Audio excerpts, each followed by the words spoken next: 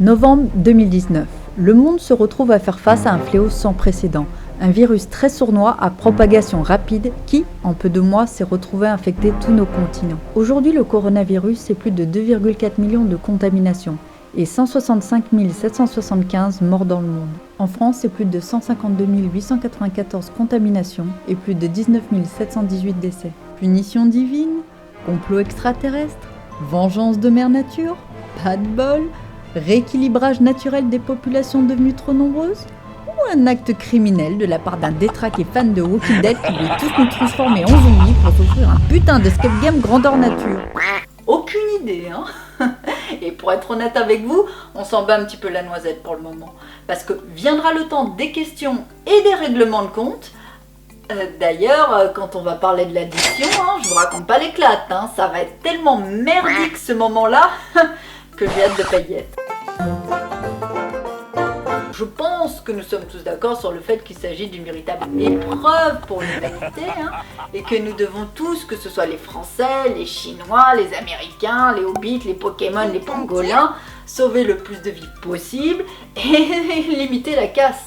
Et là, on aura pu se retrouver avec un combat épique permettant de révéler ce que l'humanité avait de meilleur, à savoir le courage, le partage, l'entraide, la compassion. Qu'est-ce qu'on fait en réponse à tout ça? C'est un petit peu gênant quand même.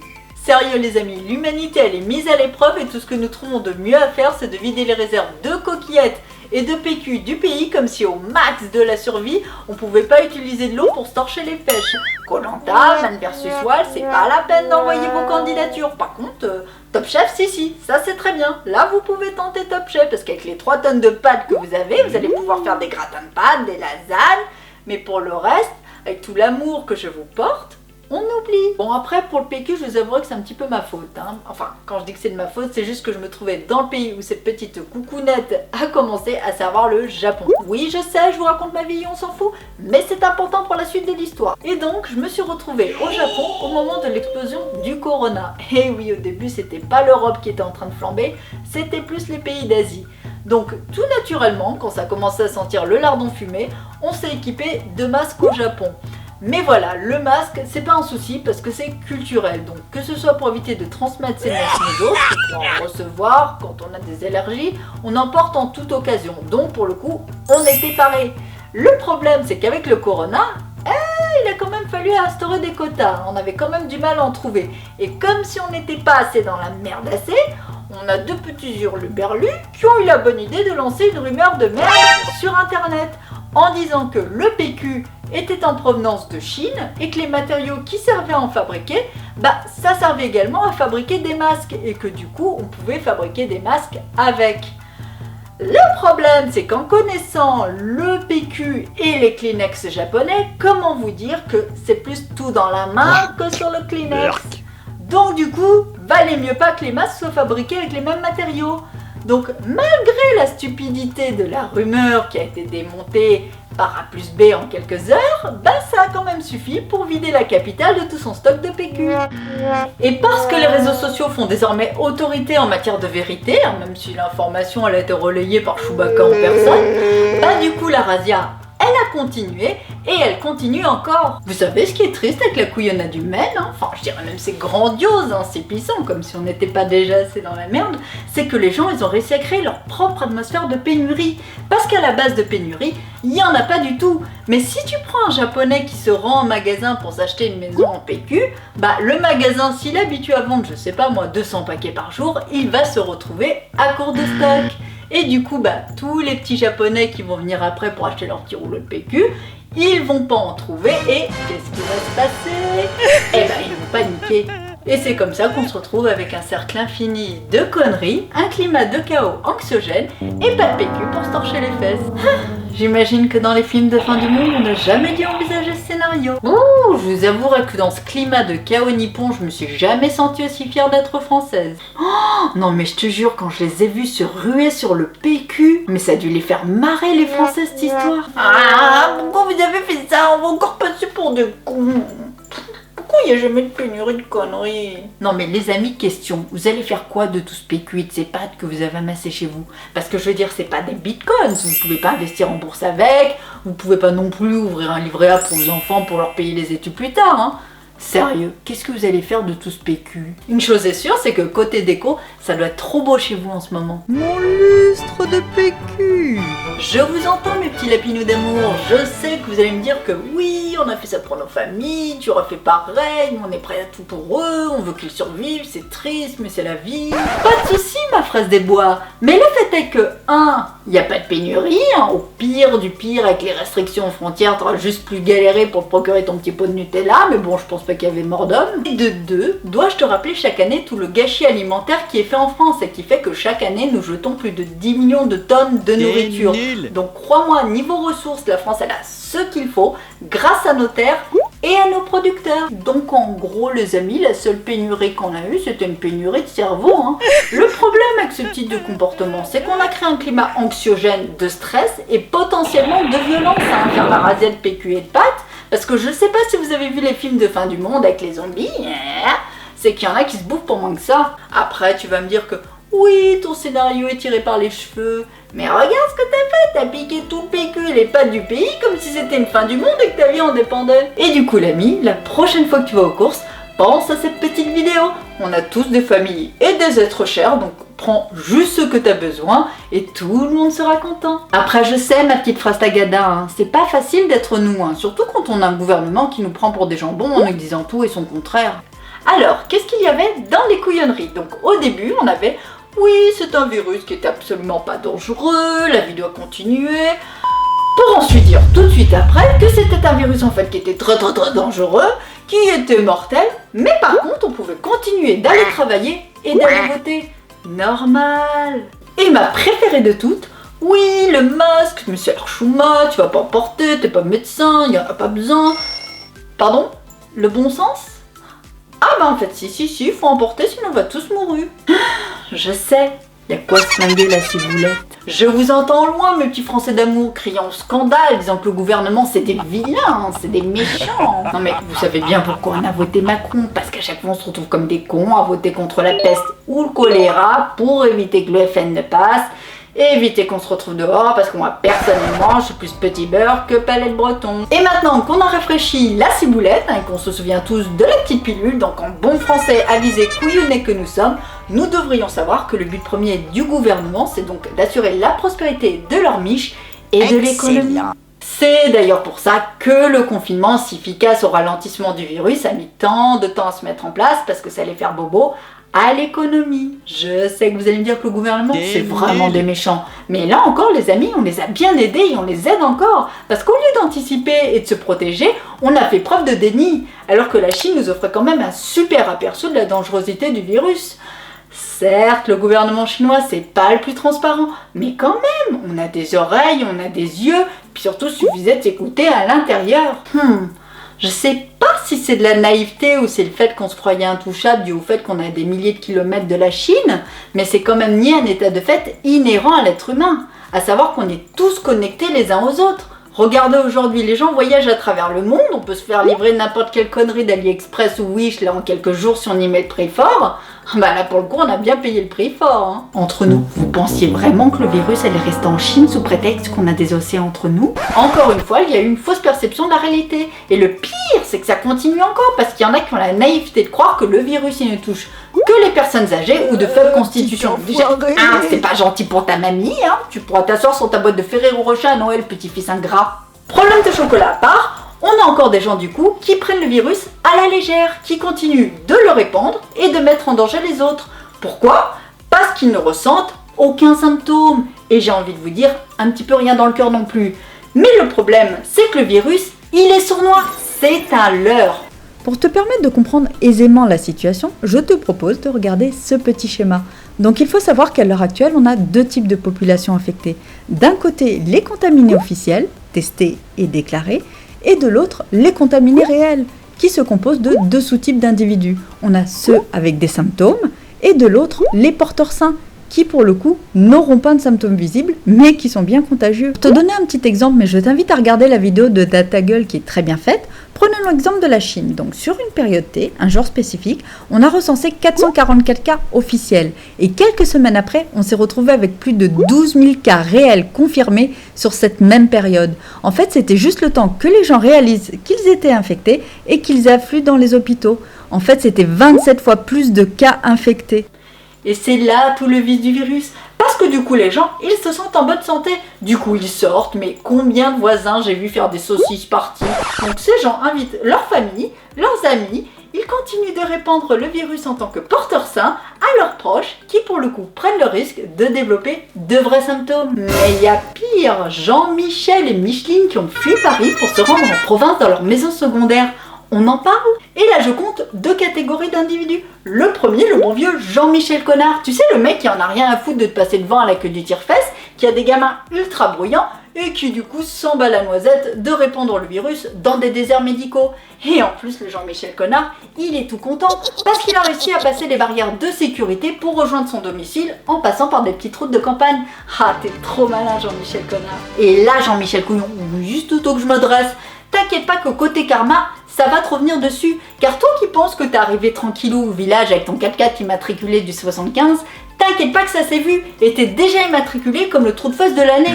Donc j'espère que t'as zéro sortie à faire, même pour acheter ta baguette, parce que t'inquiète pas qu'une foule qui est bien saoulée et qui se sent en danger, ça fait pas qu'acheter des pâtés du PQ. Mais bon, il n'y a pas que le Jean-Michel pas fini, il y a aussi le bon petit français moyen qui a cru agir au mieux pour sa famille et qui pensait en toute bonne foi ne rien avoir. Mais là encore, c'est une hérésie car le seul moyen de savoir si on n'est pas un porteur sain, c'est de faire le test. Et généralement, on le fait que quand ça sent le sapin. Je vous avouerai les amis que cette fausse perception de la réalité, ça rend psychopathe car à chaque fois que je discute avec quelqu'un qui prend le virus à la légère et qui en plus vient de se rapprocher de toi pendant le corona parce que c'est meilleur, et ben chaque fois cette personne me dit mais oui, c'est bon, j'ai rien.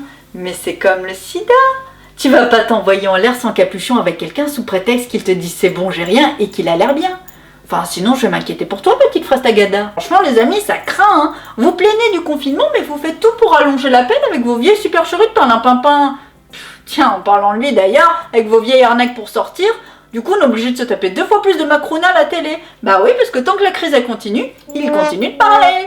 Vous trouvez 1001 excuses pour sortir votre chien. Vous faites 19 jogging par jour, alors qu'à la base, que dalle. Au lieu de serrer les fesses tous ensemble et que ça se termine vite et bien, d'ailleurs, ça pourrait être un bon slogan de président, on fait que rallonger la peine. Oui, vous allez me dire qu'on n'a pas tous des maisons avec des jardins, mais pensez à ceux qui sont confinés dans des vieilles cages à poules ou dans des barres d'immeubles. Bah ces gens, ils respectent les consignes parce que même si leur vie est compliquée, rien ne vaut la vie. Et pour ceux qui vont me dire oui, mais t'as pas d'enfant. Bah oui, j'ai pas d'enfant, t'as vu la gueule de la planète? Tu trouves pas qu'on n'est pas assez nombreux et dans la merde? Oui, après je sais, on a une coucounette dans la purée, une faille dans la matrice avec les autorisations de sortie bidon. Ce qui est génial avec ces autorisations de sortie, c'est qu'elles permettent encore à beaucoup de gens d'aller bosser alors qu'ils ne travaillent pas dans des secteurs permettant de répondre à des besoins primaires comme l'alimentaire ou le médical, mais par contre ils sont très intéressants d'un point de vue économique. Par contre, toi, tu vas taper une amende de 135 € parce que t'as voulu aller à l'enterrement de ton bébé qui a chopé le corona. Mais encore une fois, c'est à nous de faire appel à notre bon sens, de faire valoir notre droit de retrait si on estime que c'est nécessaire. L'argent, on arrivera toujours à se débrouiller.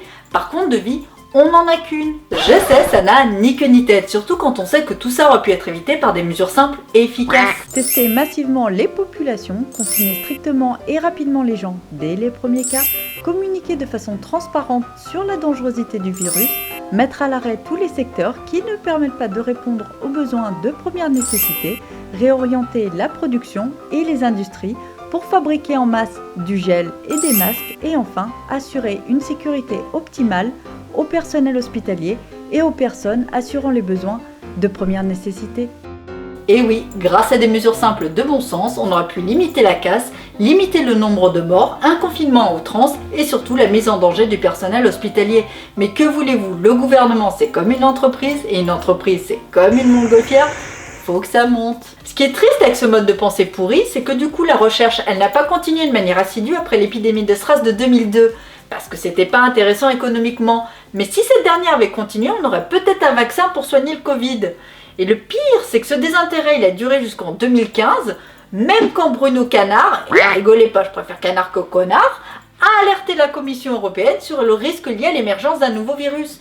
Je vous laisse imaginer l'accueil qu'il a reçu. Un pet de fou fauvent. Mais même combat pour les hôpitaux, mon monsieur, qui voit leurs moyens réduire chaque année et qui fait qu'ils ont perdu plus de 30% de leur lit en 40 ans. Et même pénitence pour les masques. Jusqu'en 2013, l'État avait un stock de plus de 600 millions de masques FFP2 et 800 millions de masques classiques chirurgicaux. Donc autant vous dire en cas de pandémie, on était prêt. Mais le problème c'est que tous ces masques inutilisés, ça rapporte rien. Donc je ne sais pas ce qu'a fait le gouvernement, ils les ont revendus pour refaire la tapisserie de l'Elysée. Mais du coup, au début de la pandémie, on s'est retrouvé avec un stock de 80 millions de masques classiques et 0 de FFP2. Autant vous dire qu'on est passé de on est prêt à... on est dans la merde. Vous savez c'est quoi le pire? C'est que le peu qu'on avait, ils ont filé une partie des stocks à des secteurs non essentiels comme Airbus. Humainement, c'est pas très intéressant, ça sauve pas des vies, mais qu'est-ce que ça rapporte? Et c'est pour ça que le gouvernement, au pied du mur, n'a eu d'autre choix que de nous jouer son meilleur morceau de flûte de pan, en nous disant que si on n'était pas malade ou du corps médical, c'était pas nécessaire d'emporter. Bien évidemment, autant vous dire qu'à l'autre bout du monde, les Japonais, on les a bien fait marrer. Ok, le gouvernement, c'est un gros méchant, mais sur ce coup-là, les amis, on n'a pas fait mieux qu'eux, hein. Je dirais même plus qu'on a chié dans la purée.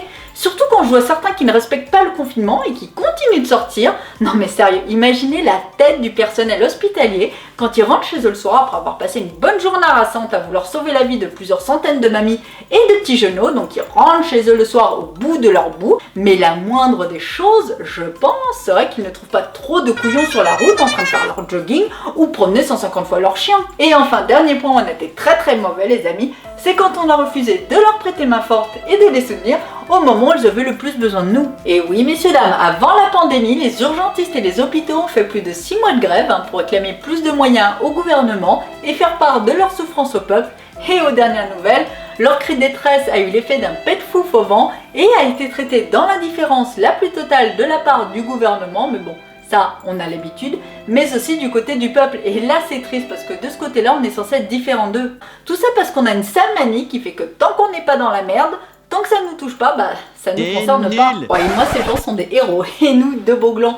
Après c'est top de les applaudir tous les soirs à 20h, mais encore une fois ces applaudissements sont stériles si nous ne faisons rien. Toi t'aimerais que ton patron t'applaudisse à chaque fois que tu lui dis que t'es en souffrance et que tu lui demandes plus de moyens? Je suis désolée patron de vous embêter encore avec ça, mais mes gars ils sont au bord du burn-out. J'ai un mec qui bosse pour 3, si on nous donne pas plus de moyens, ils vont craquer. Vous avez raison, et vous avez tout mon soutien. Merci beaucoup d'avoir entendu notre appel. Et du coup, concrètement, qu'est-ce qui va se passer?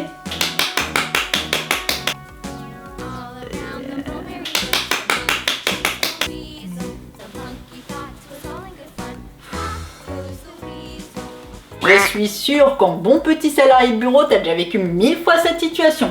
Alors je te laisse imaginer leur frustration quand tu demandes de l'aide à quelqu'un et qu'on te répond gentiment d'aller ramasser des courgettes sur Mars.